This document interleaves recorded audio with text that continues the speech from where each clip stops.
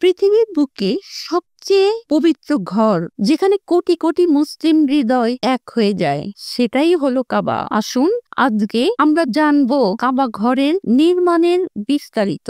আসসালামু আলাইকুম ওয়া রাহমাতুল্লাহি ওয়া বারাকাতুহু। আমার শ্রদ্ধাভাজন সুধীমণ্ডলী, আপনাদের আন্তরিক শুভেচ্ছা ও স্বাগত জানাই কুন ফায়াকুন ইউনিটি চ্যানেলে। আল্লাহর অশেষ রহমতে আশা করি সবাই ভালো আছেন। আমাদের আজকের আয়োজন কাবা ঘর নির্মাণের পবিত্র ইতিহাস নিয়ে। আমাদের অনেকেরই জানতে ইচ্ছে করে কাবা ঘর কে নির্মাণ করেছিলেন। ইসলামী বিশ্বাস মতে কাবা ঘরের প্রথম নির্মাতা ছিলেন হযরত আদম আলাইহিসসালাম। কুরআনে বিষয়টি উল্লেখ করা হয়েছে, কিন্তু সময়ের পরিক্রমায় সেই ঘর লোকচক্ষুর আড়ালে চলে যায়।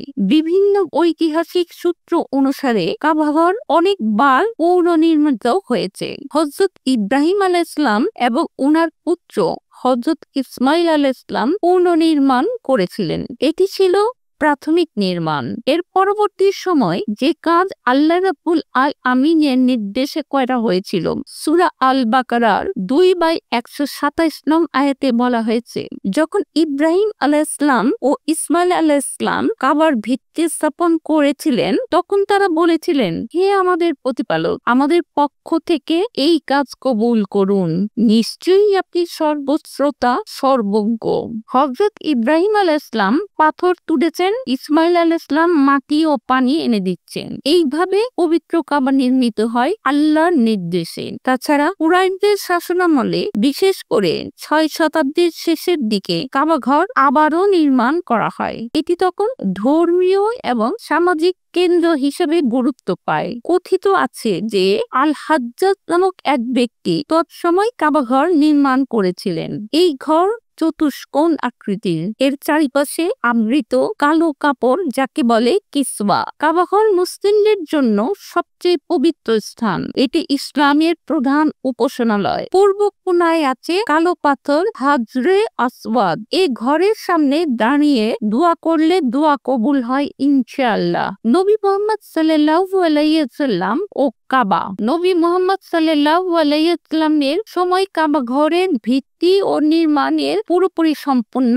হয়। তবে নবী সাল্লাল্লাহু আলাইহি ওয়াসাল্লাম পুনরায় কাবা ঘরের নির্মাণ করেননি, বরং তিনি পূর্ববর্তী কাবা সম্পর্কে সম্মান প্রদর্শন করেছেন এবং তা পূর্ণ মূল্যায়ন করেছেন।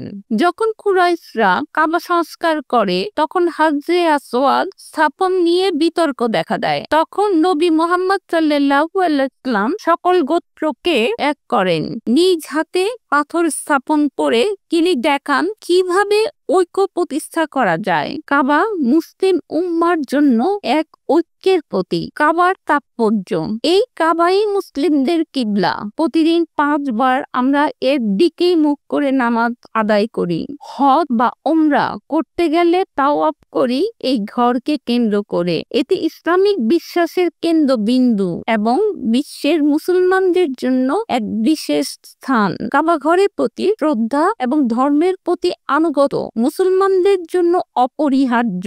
এটি শুধু একটি ঘর নয়, এটি মুসলিম উম্মার হৃদয়। হে আল্লাহ, আমাদের অন্তরকে কাবার মতো পবিত্র করে দাও। তাওহীদের পথে আমাদের চিরকাল অটল রাখো। আমিন।